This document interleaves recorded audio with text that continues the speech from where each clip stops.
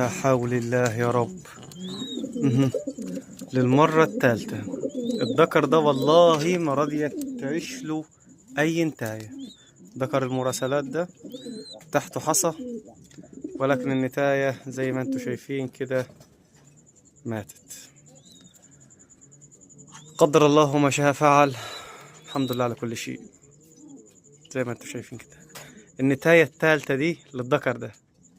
أنا أول مرة أشوف في حياتي ذكر مدوب 3. شفتوا؟ ذكر مدوب 3. سلام يا رجال.